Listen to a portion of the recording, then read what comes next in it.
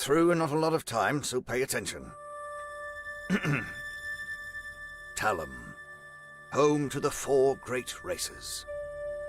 The elves, elegant, cunning, academic, proficient in magic and science. The wisest of all beings. The dwarves, steadfast, loyal, diligent, expert miners and engineers. Well, sometimes.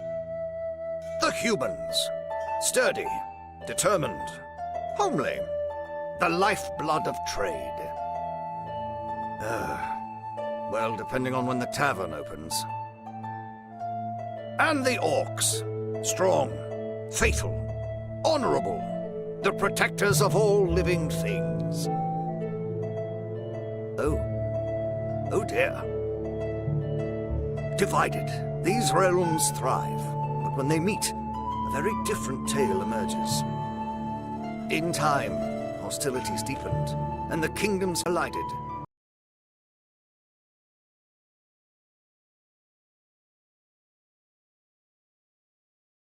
Well, not sure what happened there, but welcome back, Nerd Herders. We're back with another game called Distant Kingdoms. It should pull up here in a minute. If not, I'll have to give it a little pat on the back and check on it. Malice, they must unite to build a civilization in the distant kingdom, or risk destroying themselves once more. A new day is dawning. A new era has begun.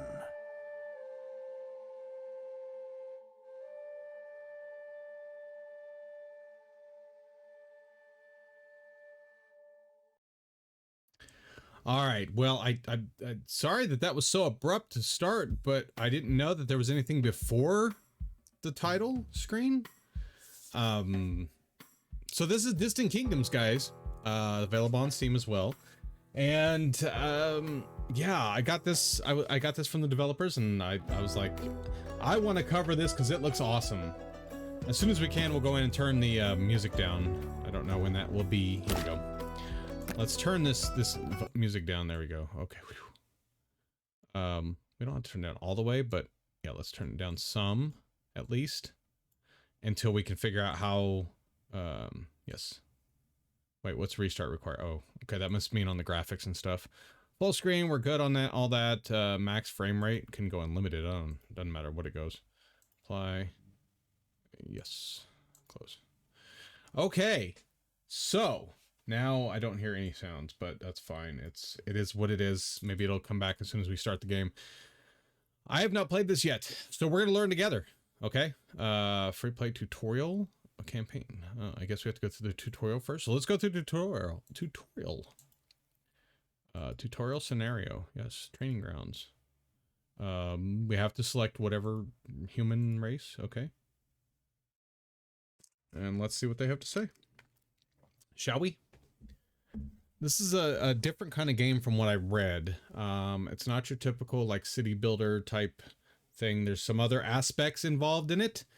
And I'm really interested to check it out. I'm not going to be the best reviewer at the time because usually when I try to play a game and review it and say good things or bad things about it, it's after I've played it for a while. Obviously, this game I've never played, so we're going to kind of fumble into it together as it, you know, a learning experience for both of us, and I hope you appreciate that because that's kind of what I want to do. Is I want to make sure we both learn, and yeah. So, it's still loading and preparing, and it's got cute little graphics based on what I've seen. It's just yeah, it's like this. Okay, so I think we can't turn. Okay. Whoa. What are you doing? All right, welcome to Distant Kingdoms in the land of Inaron. The survivors of Talum Cataclysm fervently await your guidance. Help them survive and thrive in their new home. Beware the land is not uninhabited. Discover the weird and wonderful creatures that stalk the plains, the mountains, the secrets that lay dormant and untouched until your arrival. Just so you know, saving will be disabled during the tutorial, but will be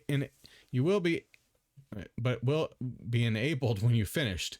Let's start with the basics. You can move around by pressing WASD, as well as dragging your mouse to the edges of the screen and if you have edge scrolling enabled. All right. These are your global goods: crescents, mana, happiness, and residence. All right, so there's crescents, mana, happiness, and residence. Keep your treasury stocked with crescents, use mana wisely, and fill your towns and cities with happy and satisfied population. From here, you'll be able to place new buildings, explore new areas, and keep a weather eye on managing your city research and new technologies. Over here are the quest outliners, which will show you your current quest and objectives. Here, I will just giving you an example of a quest you've already met its conditions and completed. You can go ahead and dismiss it by clicking the objectives. Okay, so that's dismissed. This is an encampment filled with people who have escaped from Talum and are ready to start their new lives. As you discover encampments belong to other races, they'll start moving into your settlement. Clicking on the encampment will open the realm overview. Give it a try. All right. The realm overview menu contains every piece of information you could need to help run your settlement. It's helpful broken down into tabs to make things easier to find. So you have your general, your economy, mana, all that stuff. Demographics shows you shows you your total number of residents, your total average happiness, as well as the per race breakdown between the two. Employment displays how many out of each affluence are employed, as well as how many jobs are filled and available for each affluence. And immigration and immigration show how many residents are trying to move in as well as leave. There are a few things you should know, the most important being that the higher your happiness, the faster residents will want to move in. The lower your happiness, the more residents will want to leave. Your current rate is a good indicator of whether residents are trying to move in or away. If it is positive, it means people are trying to move in. If it is negative, it means people are thinking about leaving. So the current rate's down here, and right now it's just 0 because it's 50-50. Each week, as many current pending immigrants as there are houses will move in, while as many current pending immigrants will move out. The max pending immigrants and max pending immigrants will both increase as settlement grows. You can take solace in the fact that you should never have to face all your residents leaving, though. We're a little nicer than that. I don't know, they haven't played the game with me before, have they? All right, here's the economy tab. It gives you the overview of the income and expenses. Some things like taxes and wages occur monthly, while others like refunds and construction are one-off costs. Here's the mana tab. The mana tab is quite similar to the economy, except for instead of talking about crescents, we're talking about, well, mana. When it comes to mana, the upkeep of building occurs weekly. Placement costs are one-off, though. And here's your resource tab. Here you can get a full overview of the goods you've got stored in every warehouse. Convenient, don't you think? Yes, it's awesome. All right, it's time to build your first warehouse. Open the menu, build menu, and select the small warehouse. You can rotate it placement by pressing Q and E. All right, small warehouse. Okay, so this one's grid-based. Let's start with... There we go. Okay.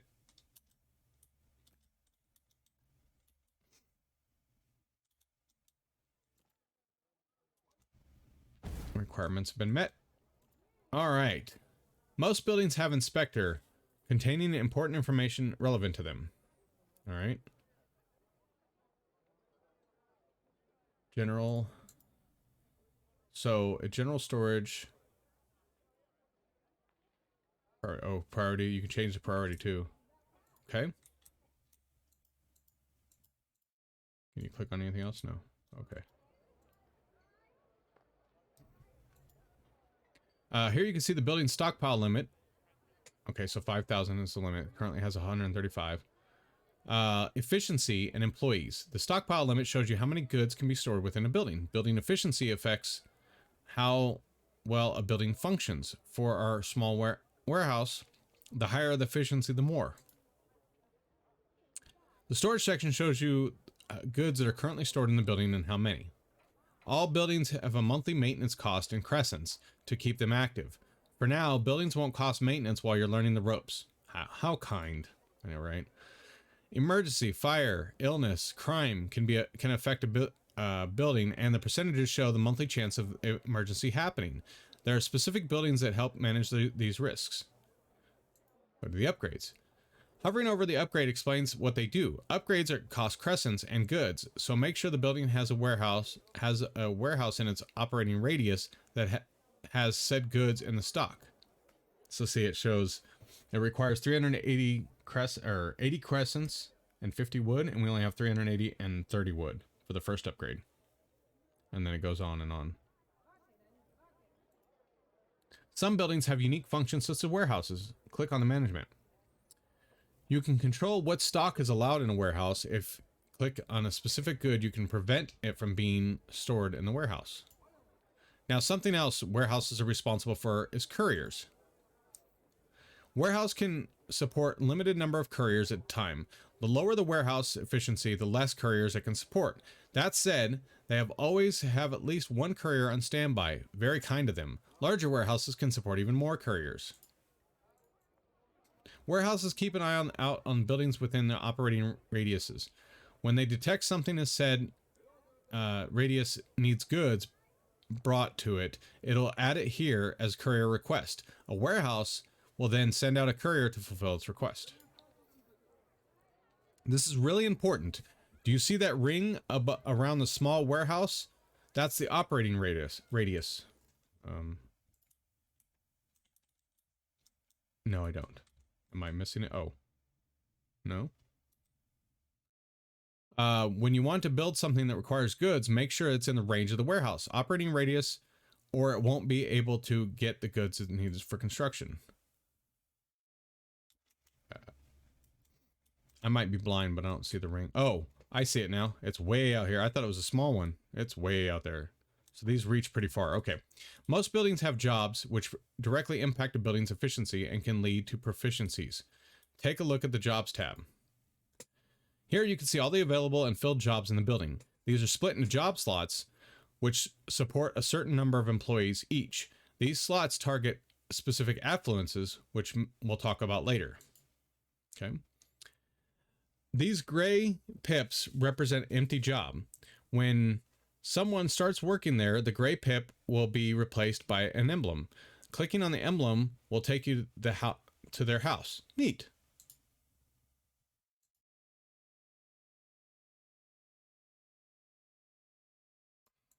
That's probably what it's going to cover next. Everyone specializes in something, whether it be us, industrial dwarves, those man-imbued elves, the agricultural humans, or nature-guided orcs. Buildings may get bonuses depending on who works there. These bonuses are called proficiencies. You can view a building's available proficiencies by hovering over encouragement button. A proficiency. Oh, so that's what it was. That's what it is. Okay. A proficiency will become active when everyone working within the job slot matches the proficiency's requirements. Okay. To help obtain a proficiency, you can encourage certain races to work on the building if they are able. To do that, just click on the encouragement button and click on applicable emblems. So like the dwarven, is that dwarven? I'm guessing that relates to them, right? Elven, oh, I don't know. I don't remember which is which anymore. If you're struggling to have enough employees, you can limit the maximum workers for the job slot to allow residents to find work elsewhere. And you can also reduce a building's priority so that residents will try to work elsewhere first. Be careful though, not having enough employees reduces the building's efficiency. It's time we talk about get some residents. Marketplaces provide a place for residents to get their goods. Houses need to be placed within a marketplace's operating radius. Build a small marketplace now. All right. So we need a marketplace. And we can do Q or E to toggle it.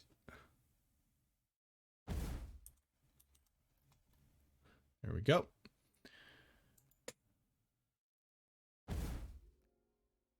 All right. Now, we need to connect with dirt roads, right? With roads selected, you can left click and drag to place lines. Each tile road costs crescents, so keep an eye out on how long you make them to begin with. Right clicking anywhere on the roads in building mode, go ahead. Right clicking anywhere exits roads on building mode. Go ahead and build a road connecting the workplace, the two. All right, so 4 crescents. If you hold left click and you can place multiple buildings in a row. Okay.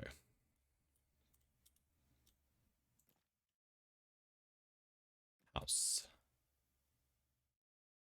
Let's go ahead and put it next to the marketplace, shall we? If I can do it right.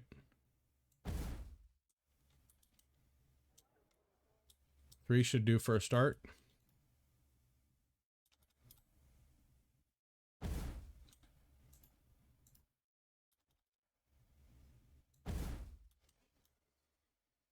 All right, so let's go ahead and make roads.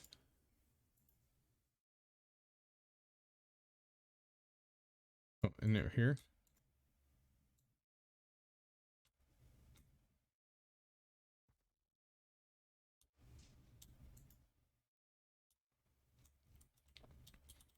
Here's a little tip. If you hold left shift, you can place multiple. Yeah, I didn't think about that.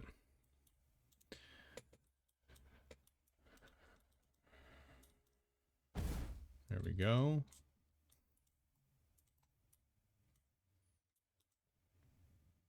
Wish you could turn them. Turn your camera.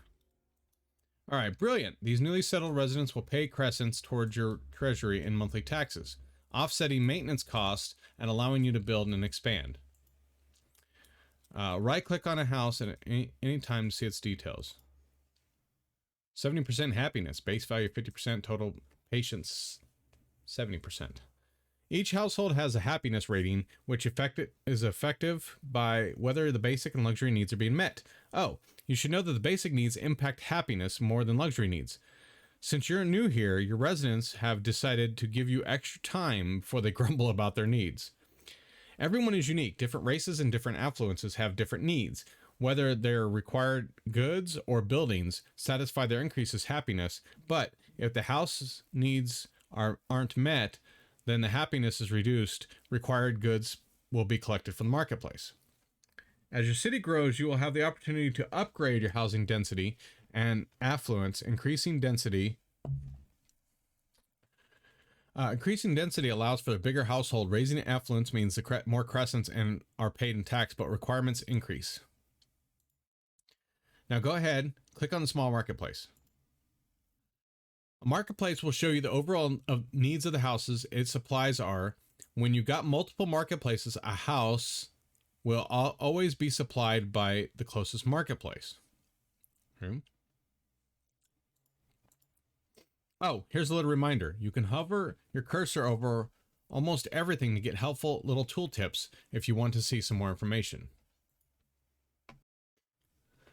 Small warehouses contain starting goods that will keep your residents happy for a time, but you'll soon need to start producing your own to keep them satisfied. To get started producing goods, you will need to unlock some basic production buildings. Open the tech tree.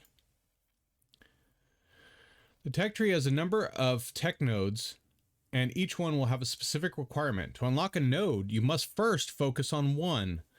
Set your focus on resource working tech node. There we go. Now set focus. Great. Now exit the tech tree by clicking return.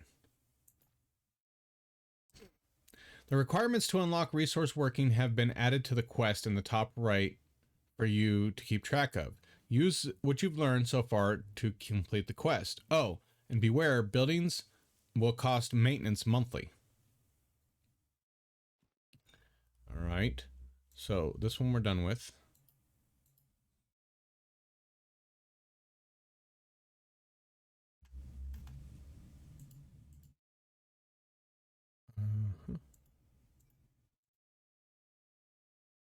Increase residence 10. Okay. Build a small warehouse. We've already done that. Okay. Here we go. Small marketplace.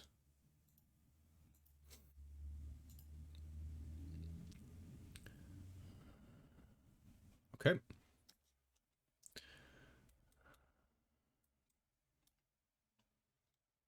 So increase it. So how many do these hold? 2. So we're gonna need how many more houses? Let's go ahead and put down.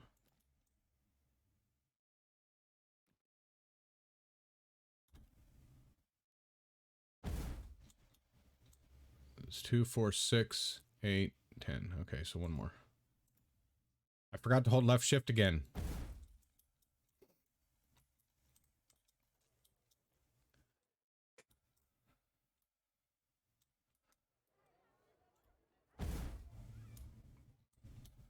There we go. There's 7.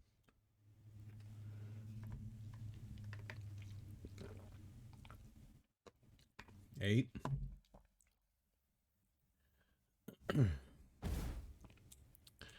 And there's 10. Okay. Well done. Enter the tech tree to unlock the resource working node. All right. Unlock.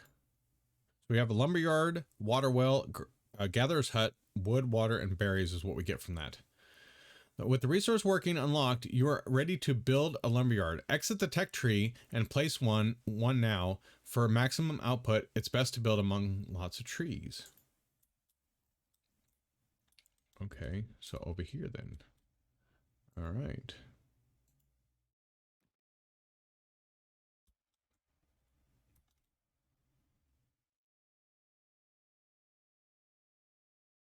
Let's see.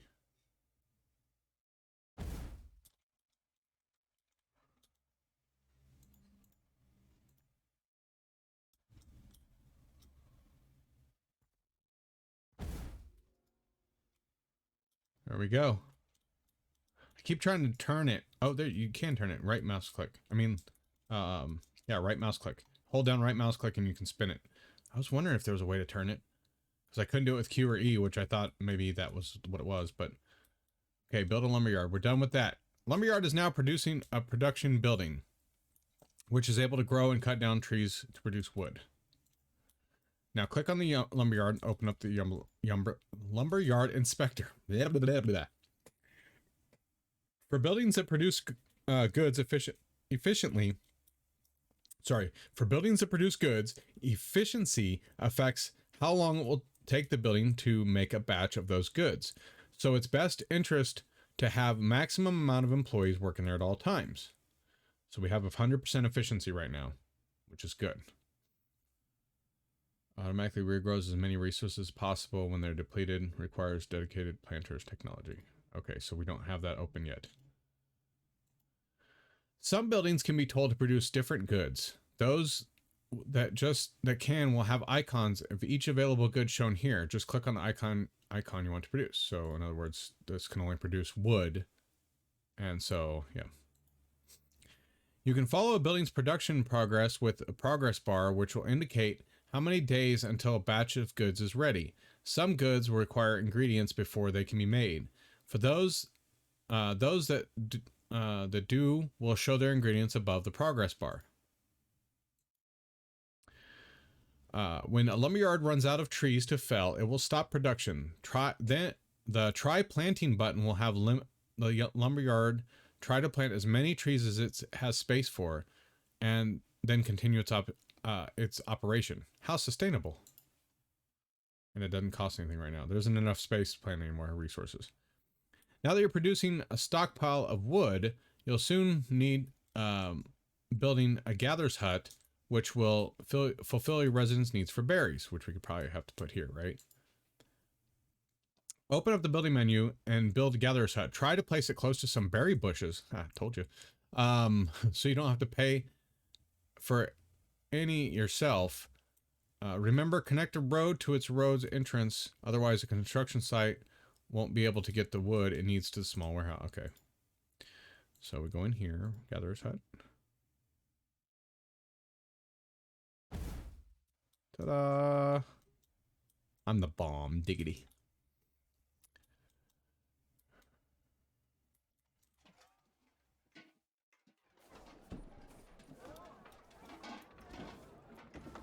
They're just walking. I wonder if later on you get actual roads and stuff. Like, I don't know how far in progression this game gets. I haven't watched anybody play it. So 70% happiness, that's not bad. Oh, it won't let me check it off even though it's there already. I didn't know I needed to build a warehouse on this side. I probably should have built a warehouse on this side. That's okay though. We'll know for when we actually go through this. But I thought I should go through the tutorial so you guys know what you're doing as well, in case you don't want to read it like I do. I don't want to read it ever either, but if I read it for you guys, I'll actually learn something. That is cute. I like that. Look at that. Makes me want to build something like that in Minecraft. Sorry, other channel. You're really getting the hang of the basics so far. Gatherer's Hut is another building that grows goods, so be sure to plant any you might need. Gatherer's Hut will send berries to the warehouse. The marketplace will distribute them to your houses nearby. Just in time, too. Your residents are now insisting you fulfill their needs. If you ever make a mistake when placing a building, you can use a demolish tool to remove it. You just left click on a building with a tool and you'll get some crescents refunded, although you won't get any goods back. That said, you should never demolish your only warehouse. It's vital to keep your residents' needs satisfied. If happiness drops too low, people will want to move into your fledgling, will not want to move into your fledgling town, and current residents will consider immigrating. It's about time you learn to farm. You should start by unlocking the farms tech node. All right. Crop farming. Set focus. Return. All right. We need to build 8 houses now. All right, let's do that while we're waiting.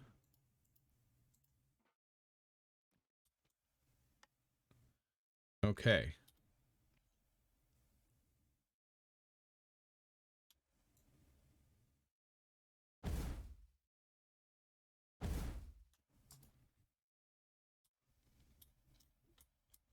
There we go. I held left shift this time.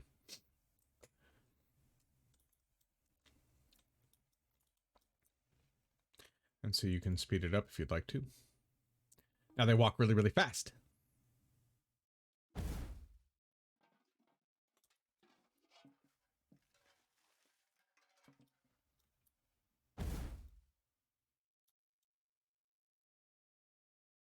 Is that 7? I thought that... Oh, yeah, that's 7. Huh. What a doofus. Hold on. Let's go ahead and take the road.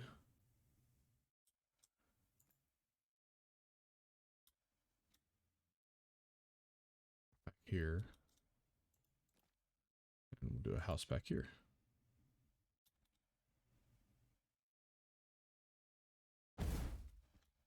Kind of wasted space, but, you know, I'm learning, so we'll do it better next time.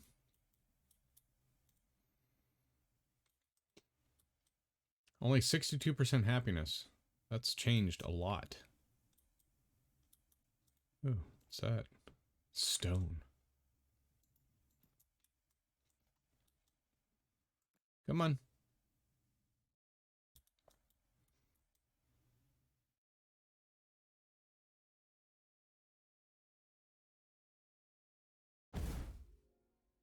All right. Mini marts experience a shortage of bread. Unlock. There we go. Go ahead and build a crop farm as usual. Make a construction site. It's good.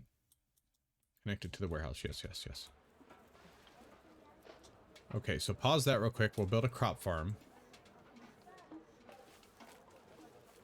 We're going to do... Actually, I'm going to do it right next to.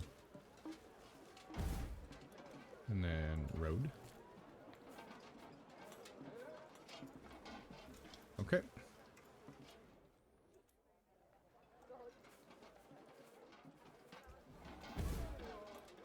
All right. Now, farms produce goods depending on what type of fields you have been placed. For example, a crop farm can produce grain. It can also produce barley once it's been unlocked through the tech tree. All right, so place grain. We can do... A farm can only support so many fields by placing one... placing each one costs crescents. To place a grain field, select the grain icon, then click on the place icon to allow you to place a field like normal. Right-clicking. Try it now. Okay. The more fields of the same farm, the more of the good it'll produce over time. For example, a crop farm. There we go. For example, a crop farm with one grain field would produce one grain each month. However, wow. However, multiple fields of different types will, for example, grain and barley allows the farm to produce both goods simultaneously. That's good to know. You can delete a field whenever you like. Either, you can delete fields whenever you like, either individually all at once by using the delete or delete all buttons in the farm's inspector. Let's talk about mining. You'll find out soon enough that you'll need stone to build a certain building, so let's get started. Open your tech tree for mining node. Alright. Mining node. Alright, set focus. There you go. Okay, so build a crop farm's done. We need a lumber well and that. Or a water well, I mean.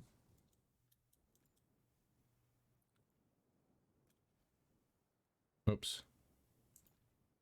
I pressed the wrong button.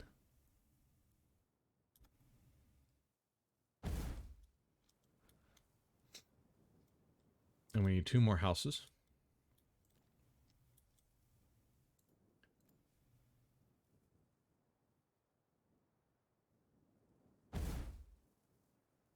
Oh, why didn't I shift click?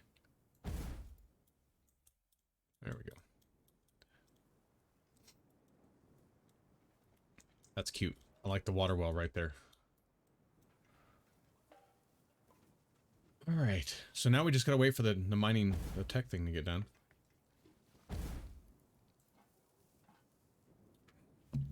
Okay, that quest is done. We got 2 houses. Oh, that's why they look different. Because of placement. I place these long ways. These are the fat ways. Horizontal, I don't know. Whatever. Unlock. Okay, so apparently it unlocks pretty quickly. Looks like you're ready to place your first stone mine. There's something you need to keep in mind when it comes to mines, though. They can only be built on top of nodes spread across the land. For stone mines, that will be stone nodes.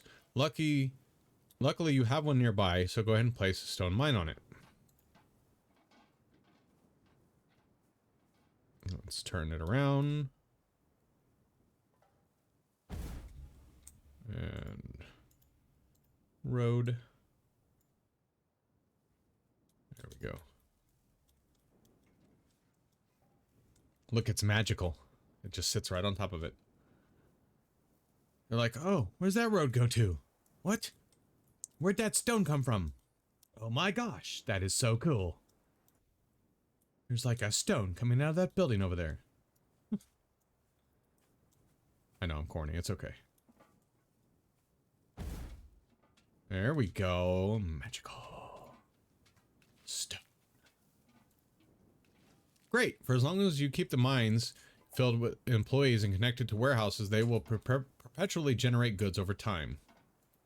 Fantastic. Okay, that one's done. You're now almost ready to use portals and totems. Mana serves as their font of power. This is generated by both mana wells and mages guilds. You'll have access to mages guilds. Later on, you can build a mana well after you unlock the denser houses tech node, followed by magic tech node. Give that a go now. All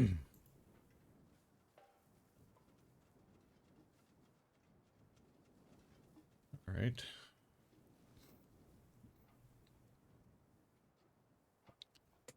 Not all requirements met. Okay, so build 12 houses. So we need more houses.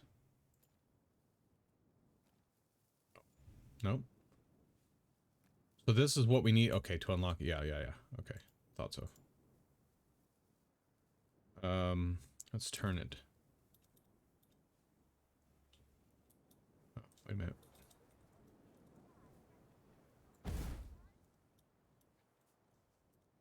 Can I put another house here?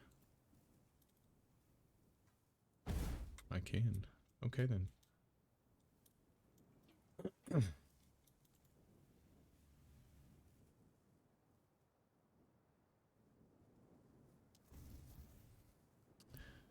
I want to demolish this. There we go. Let's go. I'm gonna put it over here.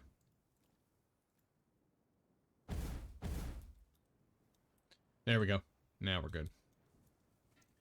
Okay, it's taking stone. Bye! Bye, stone! I could probably put another road back here, too, and put, like, a little cul-de-sac or something. I'm sure they like cul-de-sacs just as much as the next person. Okay, so once this finishes, that's when we can go and do... Yeah. You can see where they're coming from, too. So this one's the one that has all the stuff for the house. Look at that. They have their own little gardens and stuff. That's cute. This one's hay. Hey. Set focus. Okay. You'll get access to mage guilds. Oh, later on. Okay, no. Give that a go. Yeah, so now we got to fulfill this one right here. Increase resistance to 50. Oh my goodness. Man. Alright, so how do we do... Let's see. Magic? Mana well, no. Secondary. Decoration. I want to put a decoration down. Hold on. Let's see here. That's cool. Okay, sorry. I had to put a decoration down. You just can't follow everything they say to do. Sheesh. Okay. Stone mine lumberyard. Unlocked by magic. So wait a minute. On this one, denser houses. Oh my. Oh, okay. Pleasant Hill. Okay. So we should have, or we can upgrade these, right?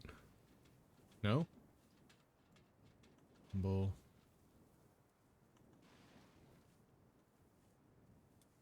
So no, we just have to make more houses, I guess. Okay, so that's fine. We'll take the road out here.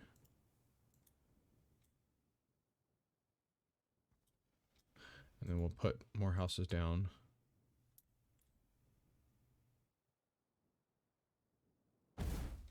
Oh, why didn't I left shift? Oh, no.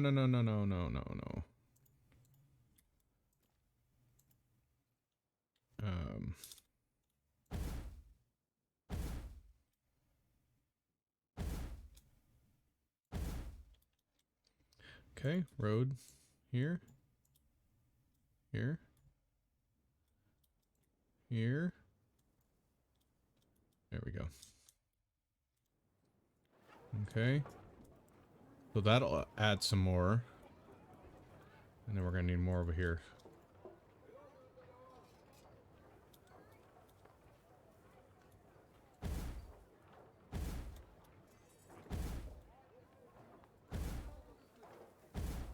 There we go. That should do it, right? All right, let's speed it up.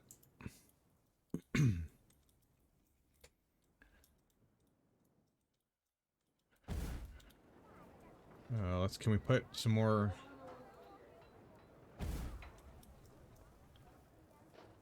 Ooh.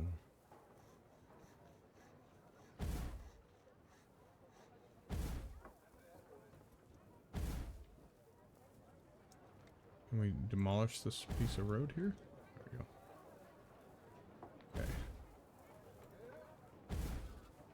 Okay. Oops.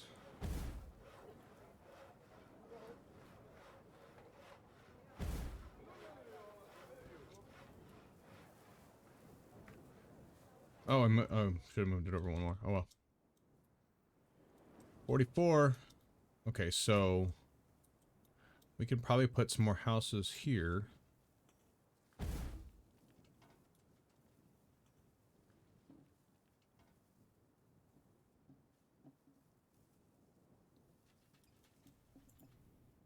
Oh, not demolish.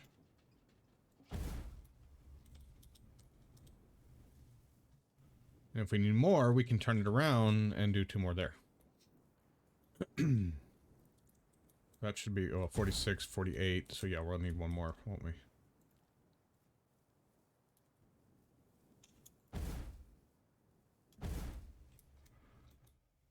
Okay, that should be 50.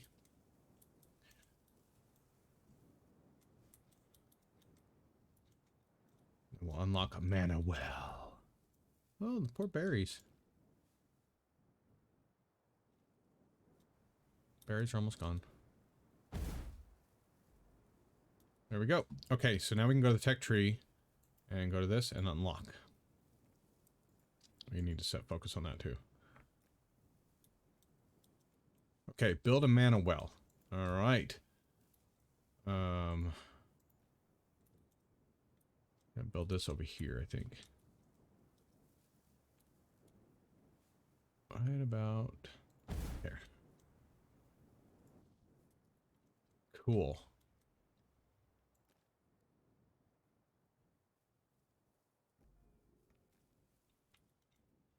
Oh, it's done already. See, we did that one. Unlock. So let me pause this. We're going to go ahead and build a bakery. I know it didn't say to, but you know what? A bakery. Well, I'd like to put it over there, but I can't at the moment. Let's put the bakery here. And windmill.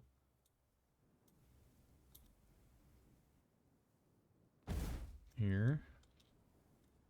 Oh, is it connecting through? It's not connecting through, is it? Okay, so there we go. Like most building, mana wells will continue to produce mana as long as they have employees working for them. The more employees they have, the more mana they will be able to generate per week. Mana is a fickle thing. You're only able to store a maximum of 100 at a time. Now that you're generating mana, it's a good time to talk to you about portals. They can be found in the transportation menu. Go look now. Oh, look, there they are. Portals let your couriers travel between a pair of them instantly, regardless of the distance. They can be real time savers, but they do cost a lot of mana, both upfront and as maintenance. Portals are always placed in pairs, and you'll only have to teleport a courier to its linked portal. If given some mana, you'll start to get started. Now go ahead and place a pair of portals and click on them, either one, to open the inspector. Okay, so there's one. There's one.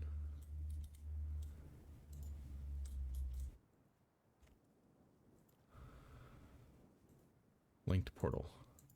Self. Okay. Using the linked portal button, you can view which portal is paired to is currently selected. You can also see how much mana the selected portal is using per week. If you run out of mana, your portals will stop working until you have enough to support them. Time to place your first totem. Select the totem foreman and place it in the production building. Okay, so there's that one. Place a totem forum. Okay, a totem forum. Oh. Select a totem of the forum. Where's the totem of the forum? Right there. And place it near a production building. Okay. Well, here, why don't we place it over here, because it'll be by 2.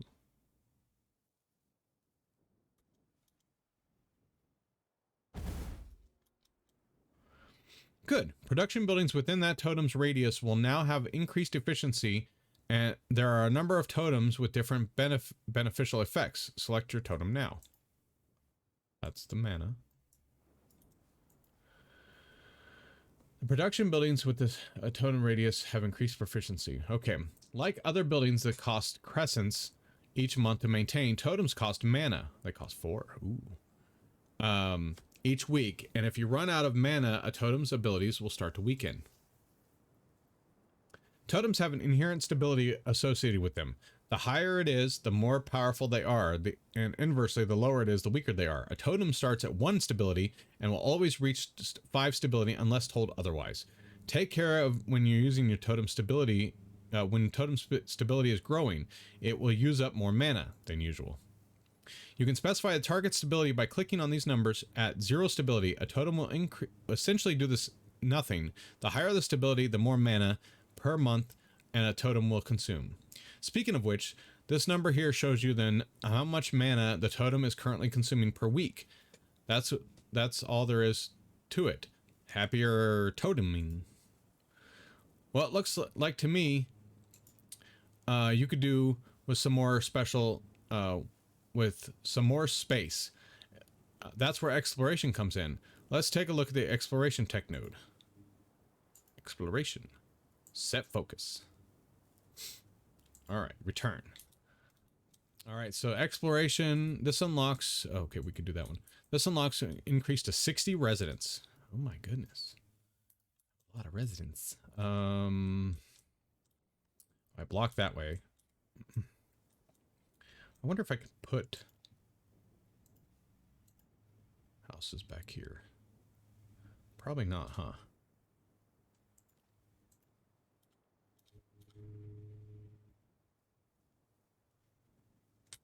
No, doesn't look like it. Okay.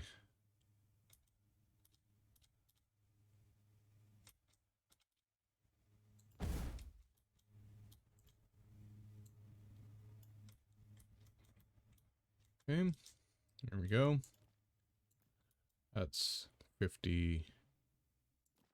Let's get rid of that. Now let's do this. 52, 54.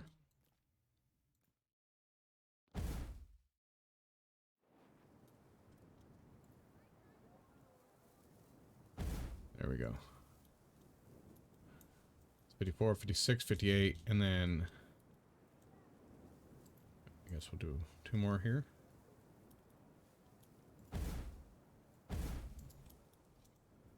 There we go. Oh, it's out of wood. Try planting. Wow, look at that. Cost 70 to do that, but that's okay. We're getting paid from our people now. Can we like turn this off? This. I guess not. I didn't know if we could turn it off so we didn't have to see it all the time. There we go. Isn't it cute how they have little gardens? Some of them have gardens, some of them have looks like other stuff. Like that's flowers. I don't know what they are. Clay? Looks like maybe clay pots and stuff. Builders. It's really cool. There's 58. I might have to demolish one of these. Let's demolish one of these and then build a house. Let's see here.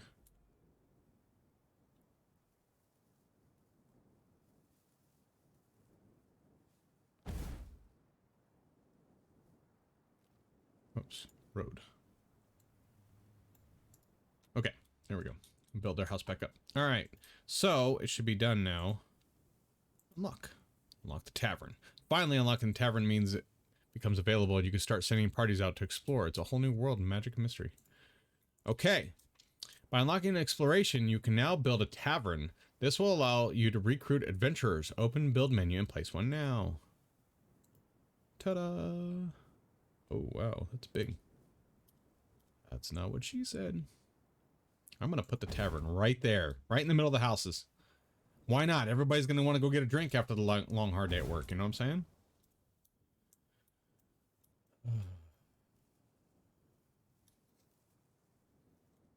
And next time we plant our farm, we're going to plant it out in the middle of nowhere. Just have one road leading up to it. And that way we can put as many crop farms as we want.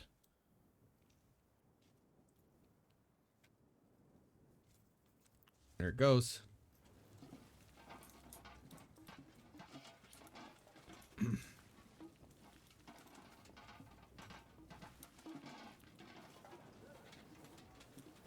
I think they're stuck. I think they're stuck right there. Do you see that? That's awesome.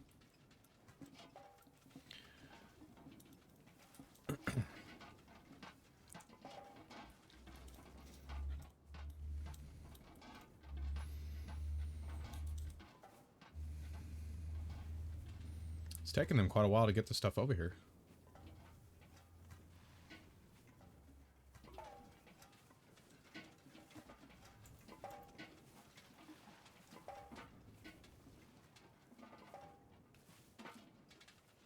Why is he kind of... Oh, he's kind of, oh, because the wood. That's right. We had a wood shortage.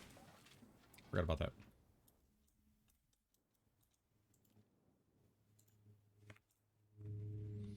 There we go. Make sure we keep the trees growing. I forgot we had a wood shortage. That's why. Look at that. See, we already have the stone. No big deal.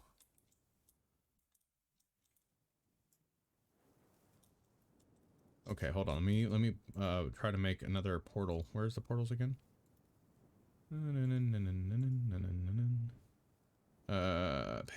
Pity. Oh, in transportation. Oh, that's not what I wanted to do.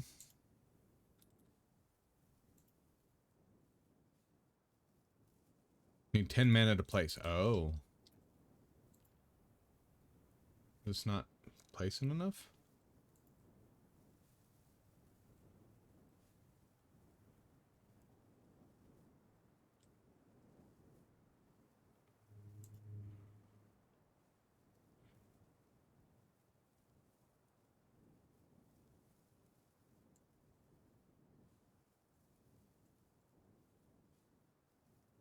I don't know which is which. I'd have to find out. Because then, if you remember, if you have the right one working, they give you a bonus. Okay, we're at 159.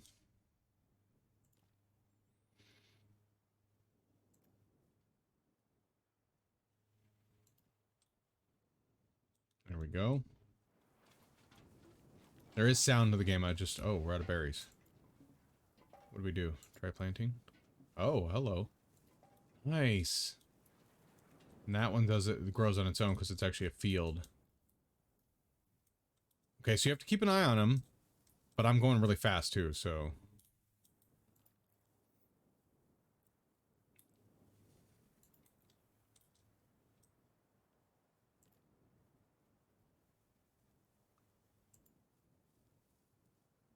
Let's turn the priority up to 4.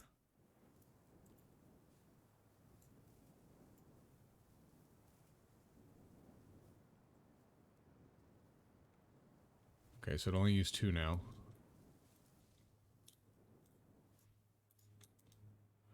Can we make another mana? I don't remember. Did they say it's okay to make another mana fountain? I would think so. There we go. Okay, each tavern supports 1 party of adventurers. To create a party, open the world overview window. Okay, hold on. Let me check that off. And that. Click the exploration button to enter exploration mode. Oh. Recruit party. Oh, cool. Adventurers have traits, levels, and XP. They gain XP as they explore and as they level up. They earn more traits. As they level up, they earn more traits. These traits come in handy when clearing dungeons and defeating creatures out in the wilderness. Someone's got to buy the mead, mend the armor, pay for the victory parades. Be mindful of it that adventurers cost crescents up front to hire and also have a monthly salary. Now, hire up to 4 adventurers by clicking on... when you're ready, click on the return to map. I suggest you hire a full amount. Okay, so... The problem is it's kind of in the way. I don't know if there's anything else. So hire her. Well, XP traits, you want to keep an eye out on those. Adventure always has to one into battle monsters. Comrade. Okay, hire. Hire cost 50. That one was 50. Okay, they're all, looks like they're all the same. Adventurers one, definitely need to keep your eye on your side. The master's repairing weapons and armor in a pinch. Alright. Hire that one.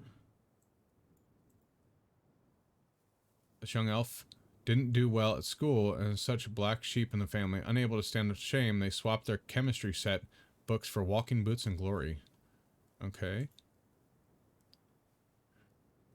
It's from the cross. Don't cross them. So don't cross them. They're handy with all weapons. Not afraid to use them, and only able to run faster. Make you angry. Trust us. It's not worth it. Okay. Let's hire you then. Return a map. All right. When your adventurers are at the tavern, you'll be able to edit and dismiss your party. So edit party and dismiss party, or disband party. Sorry. Wait. Does it say? Yeah, disband party. Okay. You'll want to explore new hexes and see what that all the Aeron has to offer. Exploration will reveal more resources for you to use and increase the available area for construction. For now, you can only explore one hex. The southeast, left click on the send adventure button. Left click on the hex. Okay, so this one. And then send on adventure.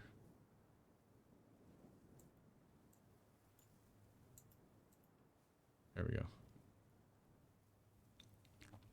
Your adventurers party is on the way. You can keep track of their progress with the progress bar. Be careful, some hexes may contain creatures or dungeons. Creatures block hexes, while dungeons are cursed. Buildings may behave differently when built in the same hex as an uncleared dungeon. It's important you pay attention to the party's AP and morale. Should your party be faced with creatures or dungeon, the party's AP will limit how many actions the adventurers can do. If the adventurer party runs out of AP, they will return to the tavern. Morale adds additional personal AP to each individual adventurer. So they have party 1 AP and neutral morale.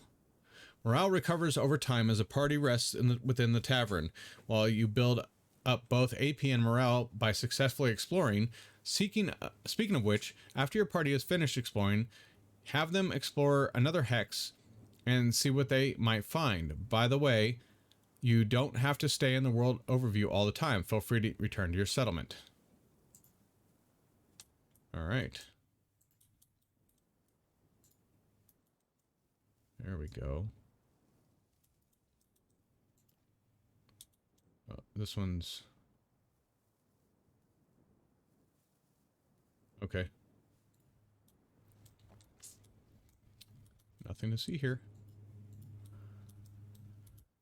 And it said it can't save during this. All right, so let's go ahead and in the tavern.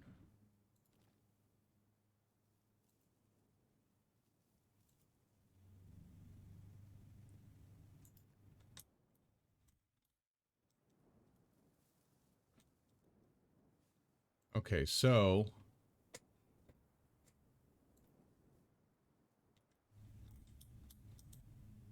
that what they're doing right now?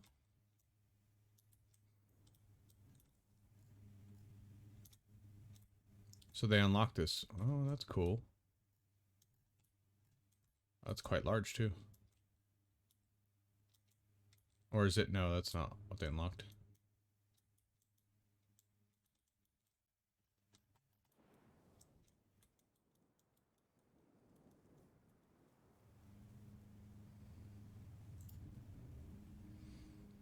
So we have 62 residents. They're all humans.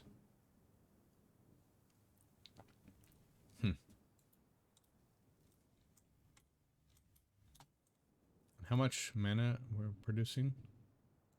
96. Okay. What was it? I wanted to build something. Oh, portals.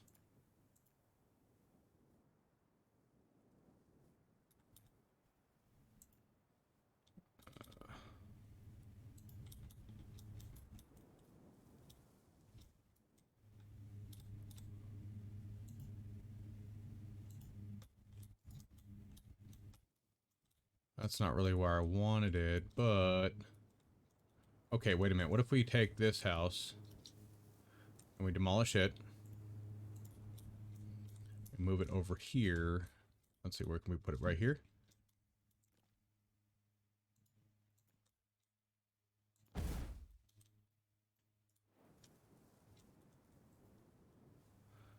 Demolish that. Okay, so it took away that one too. And then we build another one. No, travel. Okay. There.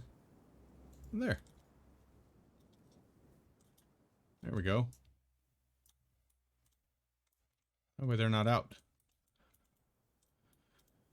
Oh.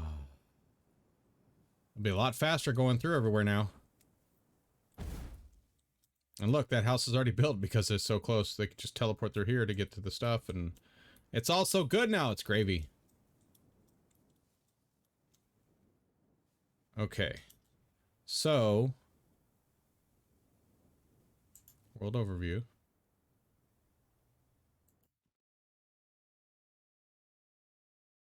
So it is just this one right here. Okay.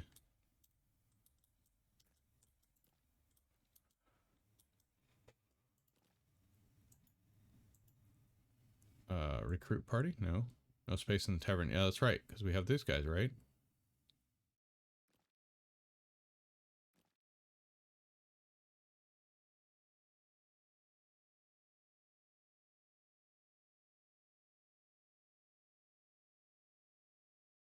They're in the tavern, so why can't I send them out on another?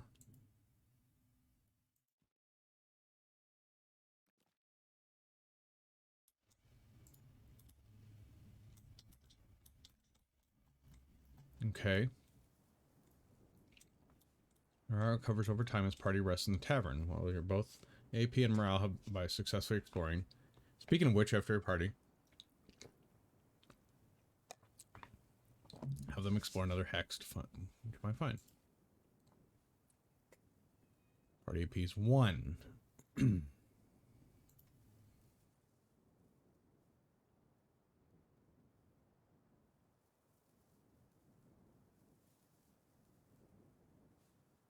So I don't get it, because can't they explore again? Aren't they back? But every time I go to...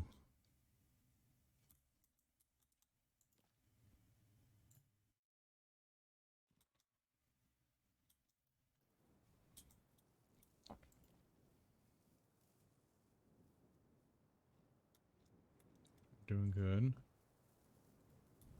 76, we're doing good on mana so far. Probably build another mana one right here.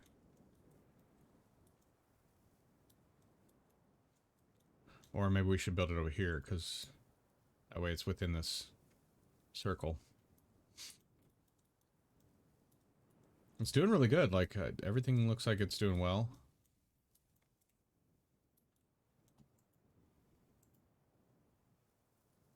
For some reason, I think it's stuck.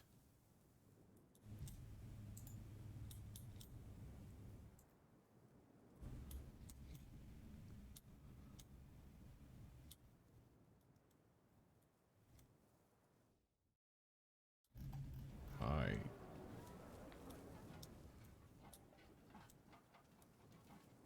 Can we... Nope. Can't do any more on the tech tree. And go to world overview, it tells us to return to the kingdom. This isn't locked anymore. It's a dungeon, it looks like. And there's no X button to click up here. So I don't know what's going on. It says over time they'll regain their rest or whatever, but...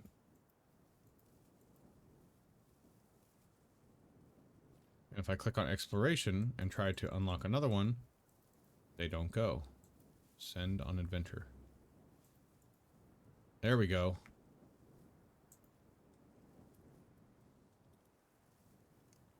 Now they should be going. Or exploring, yes. Okay. It wouldn't click for me. I don't know why. That was weird. There we go. The house. Begin the encounter. Okay, as the party nears the house, they can see it once a grand place. Perhaps the home of one of Iran's former inhabitants. The doors and windows on the ground floor are blocked up. However, meaning the only way in is through the upstairs window. Let's see. This character's proud of their heritage. Let's try...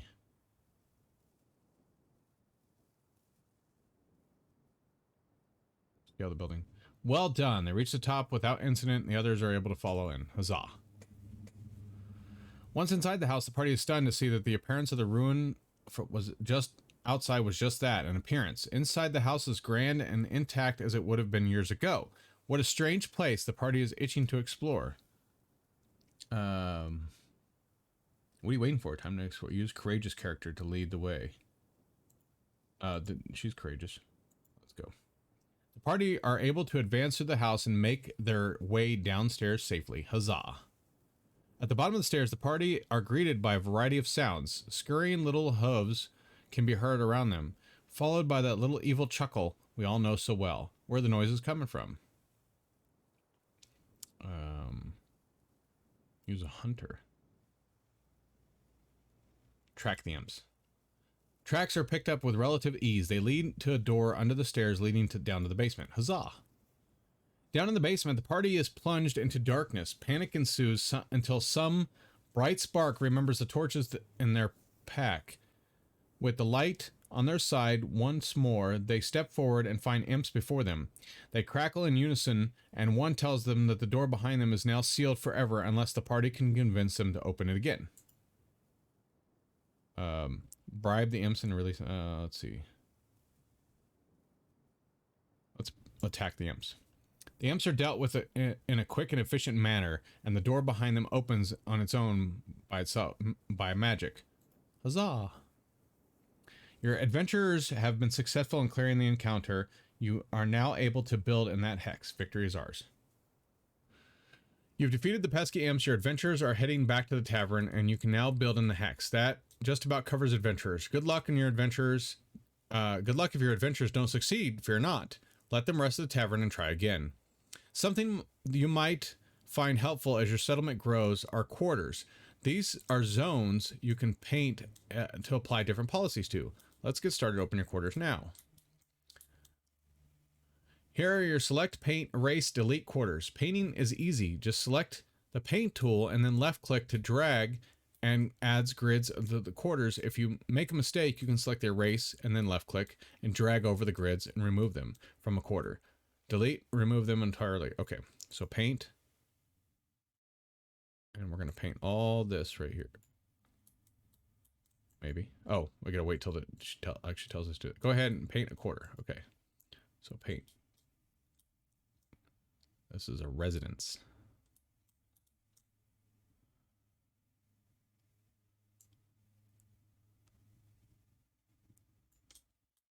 Okay. Select this quarter. All right. Policies list. This is a quarter inspector. From here, you can rename the selected quarter and apply or remove policies. Hovering over it, each one gives you a description of the benefits which apply to every applicable building within the quarter. Reduces happiness by 40%. Yeah, let's not do that. Low taxation.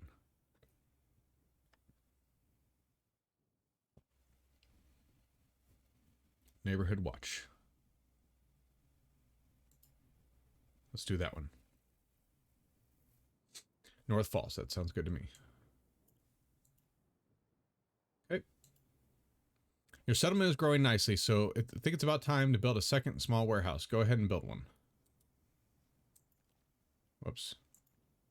I pressed the wrong button.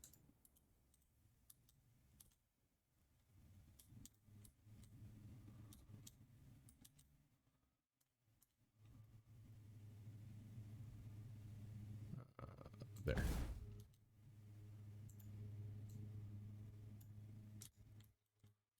There we go.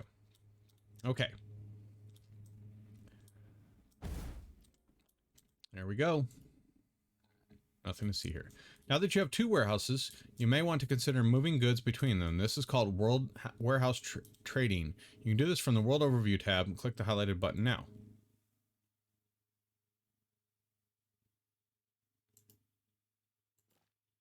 Trade. Click a trade route. There we go. Trade routes. Here to here. Oh.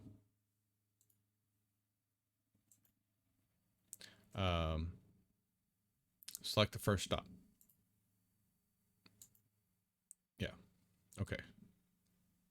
All right. To keep track of the trade routes, you can individually name them. Okay. Once a warehouse has been added to the route, you can click the edit button to configure where it should be loaded or unloaded at each stop. Once you're happy with the trade route, then just press the green tick. Okay, hold on. Delete. Yeah. There we go. You'll find that this is very handy when you have to, let's say, send some iron from a small mining community back to your main populated center. Be careful, trade routes cost monthly crescents and become more expensive as more stops are added. That's all there is for trade. When you're finished, return your settlement.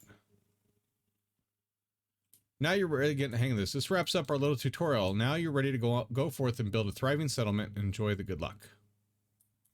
All right.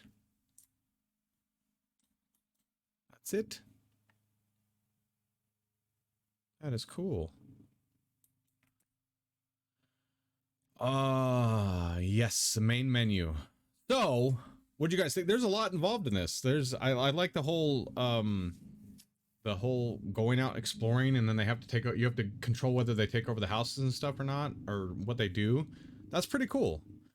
All right, guys. Well, that's going to be it for this episode. I know it's a longer one, but we really wanted to get to the tutorial, and I hope you guys learned something. Next time we play this game, we're going to actually start on our own and see how we do, because you know what? I'm not as good as a tutorial. So don't forget to hit that subscribe button if you don't mind, and I'm out of here. As always, love you all. Game on and geek out.